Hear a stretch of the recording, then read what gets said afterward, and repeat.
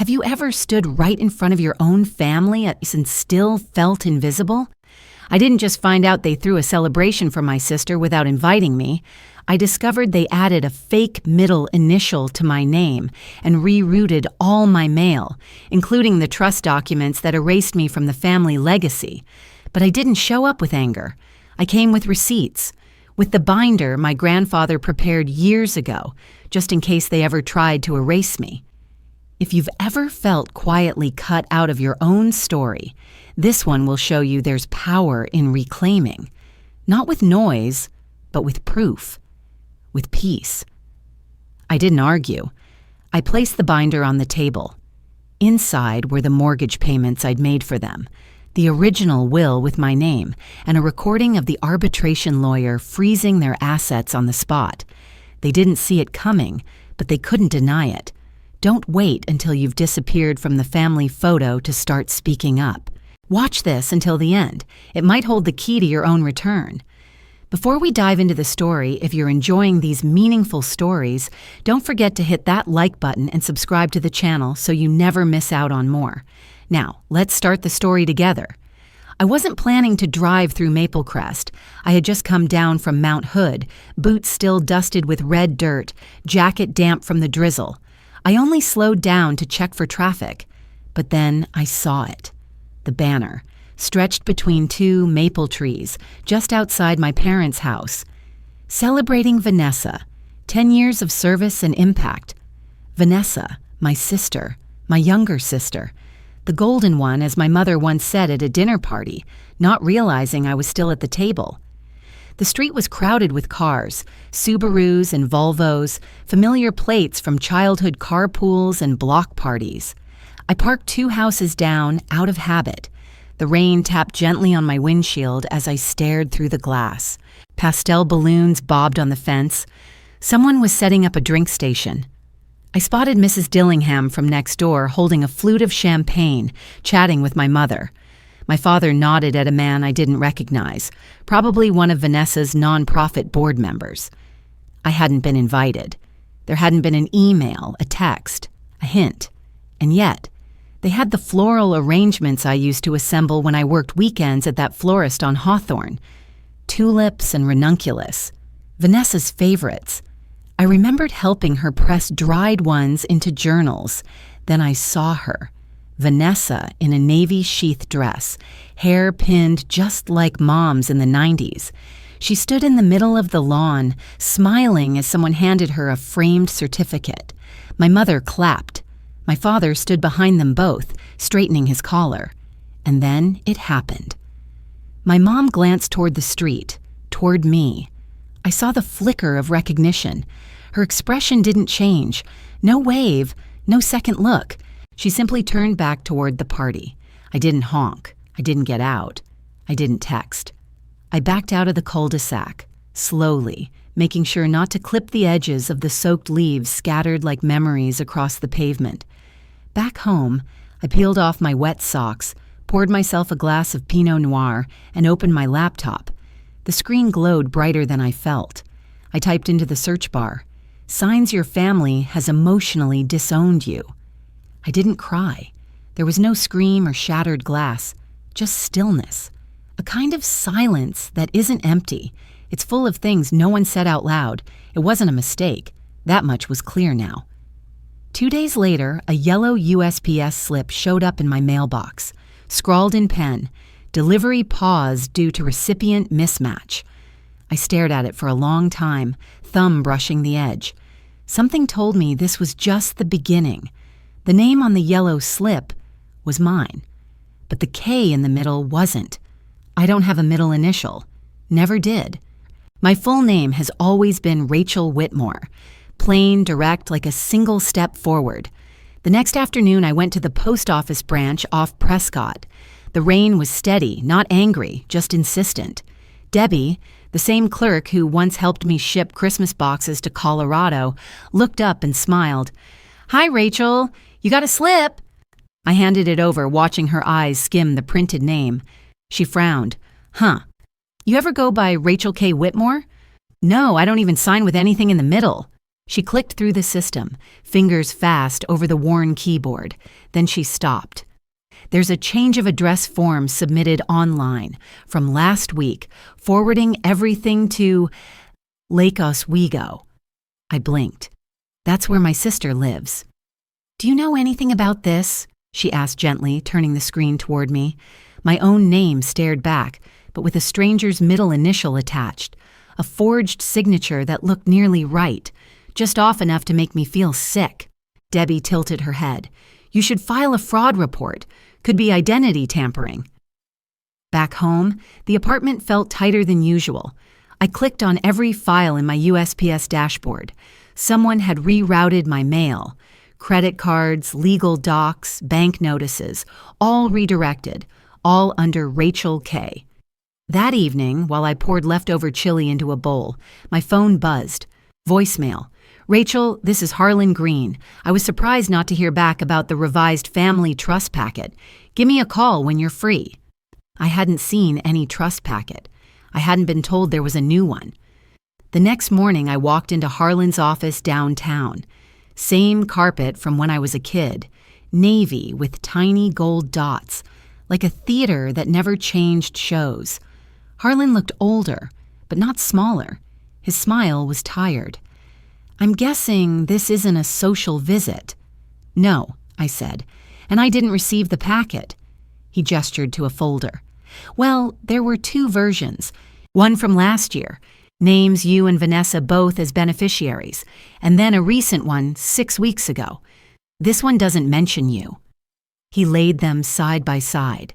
The older version had my name in bold ink. The newer one had smoother font, cleaner formatting, and no trace of me. I leaned in. What changed? Your parents wanted a simplified plan, said you weren't engaged. My stomach tightened, but I kept my voice even. Clause 9B, I said, pointing at the older version.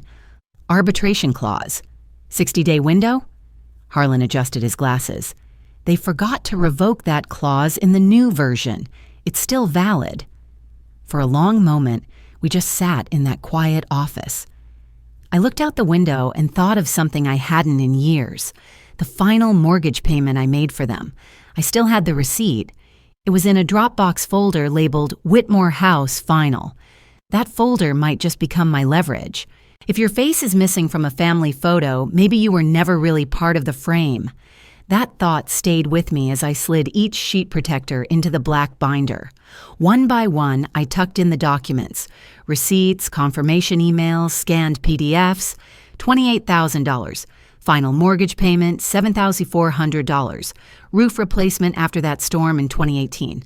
$1,900. New furnace the winter Dad slipped on the back stairs. $6,800. Vanessa's just temporary car before her promotion. I labeled it Family Records. A little dramatic, maybe, but I wasn't in the mood for subtle. That Sunday, I showed up with a bottle of Cabernet and a pecan pie from the upscale grocery off Burnside. I hadn't been invited, but I knew the door code hadn't changed. The kitchen was full of bright voices and sharper silences. Vanessa's eyes widened when she saw me. "Rachel," she chirped. "Wow, you look so refreshed." Her smile had that polished finish, too white, too posed. "Sit anywhere, we saved a spot." The big table. For the first time in years, I wasn't sent to the kitchen counter with the folding chairs, a seat between Uncle Todd and some intern who once shadowed Vanessa at the foundation. They talked about the gala.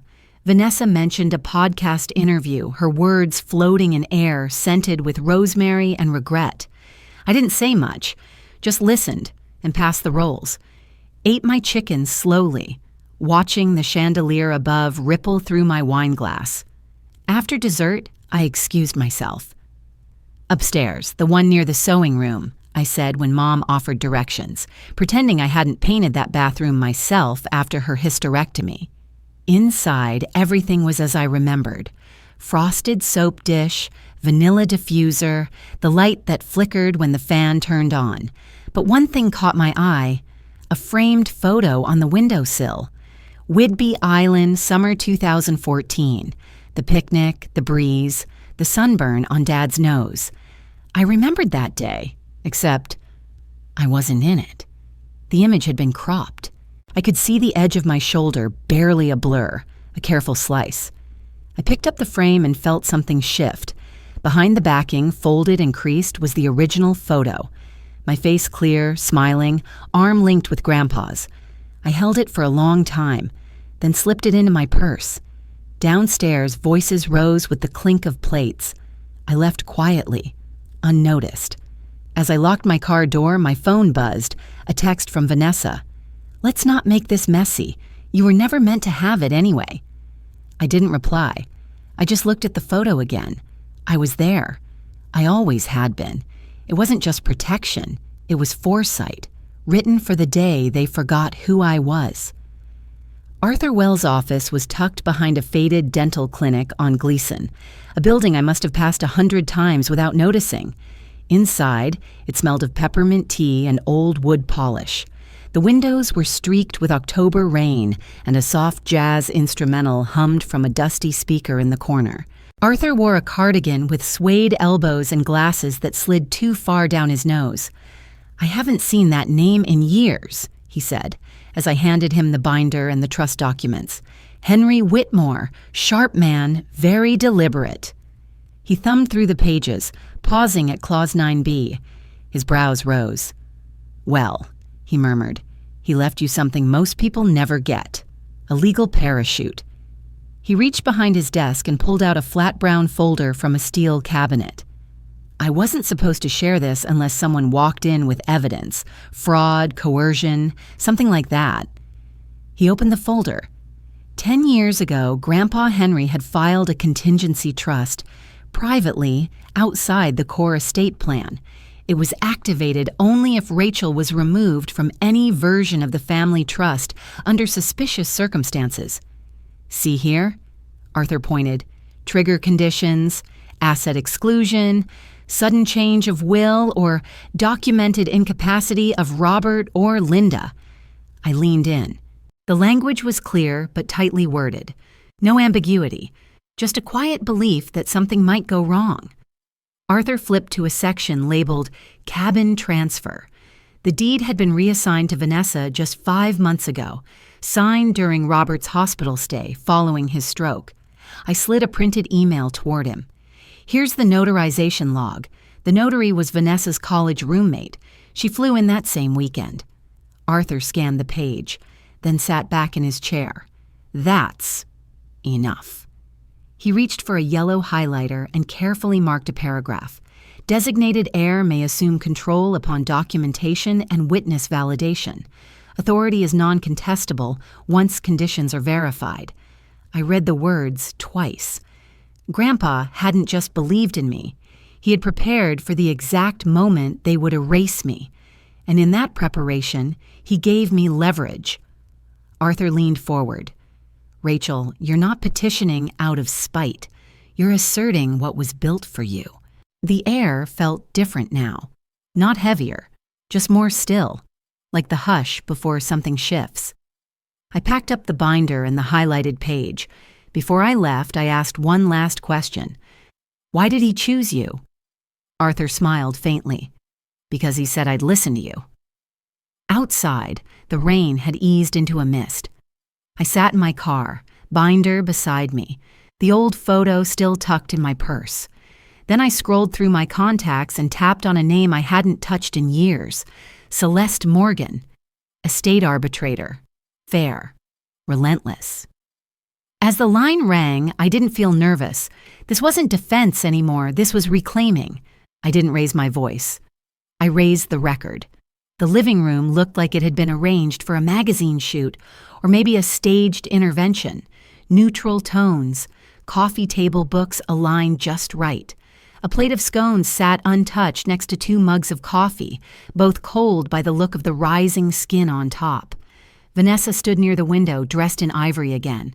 Not a hair out of place, her posture perfect. She greeted me with a single nod, like we were on opposite ends of a boardroom table. "Rachel," she said smoothly. I gave her nothing. My binder was heavy in my hands, but not in my heart. I set it down on the glass table without a word, unzipped it, and began to pull out the documents. I didn't look at anyone. First came the original trust packet, my name printed clearly, without embellishment, without error. Next, Clause 9B, printed and highlighted. The parachute Grandpa had stitched for a fall only he saw coming. Then the notarized deed to the family cabin, signed while Dad was still in rehabilitation therapy, a copy of the notary registry, Vanessa's college roommate, and finally a folded letter. Grandpa's handwriting unmistakable in its firm, slanted strokes. Vanessa let out a soft, clipped laugh. So dramatic, you always were good at collecting scraps. Dad muttered something I didn't catch. Mom sat still, hands folded in her lap, eyes on the edge of the rug. I pressed the button on my phone. The speaker crackled. Then a voice crisp and steady. "This is Celeste Morgan, acting on behalf of the Portland Estate Arbitration Board. This message serves as formal notice. The Whitmore estate is under temporary legal freeze effective immediately. All assets, holdings, and transfers are to be suspended pending review." Silence filled the room like cold fog. Vanessa moved to speak again, but I didn't look at her. I didn't look at any of them. My work here wasn't performance. It was evidence. I closed the binder slowly. For years, I had chased clarity in conversations that spun sideways, explanations that left me hollow. But this moment, it was still. It was clean. The records, each word, each figure, each signature, spoke louder than my grief ever could. Vanessa's voice broke the quiet.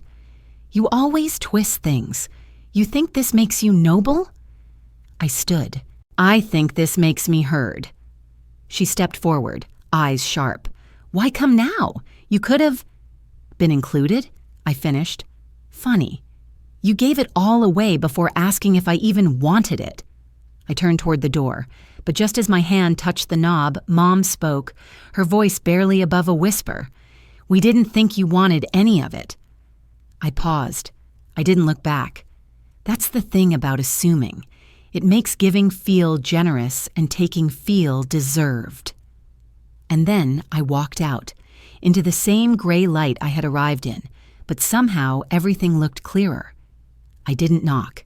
I used the key, because it was mine. The air around Trillium Lake was sharper than I remembered. Spring still clung to the pine branches like a promise not quite kept. Buds peeked through, cautious, and the gravel crunched under my boots as I stepped out of the car. The cabin stood quiet against the lake's edge, its wooden frame aged but sturdy. The wind chimes above the porch offered a soft, irregular rhythm. No applause, no fanfare, just sound, carried without need for direction. I unlocked the front door with a small brass key that had once hung beside Grandpa's back door. It turned smoothly. No resistance. Inside, the air smelled faintly of cedar and the last smoke of someone else's winter. I walked through each room slowly. The fireplace still bore the soot stains of countless family winters.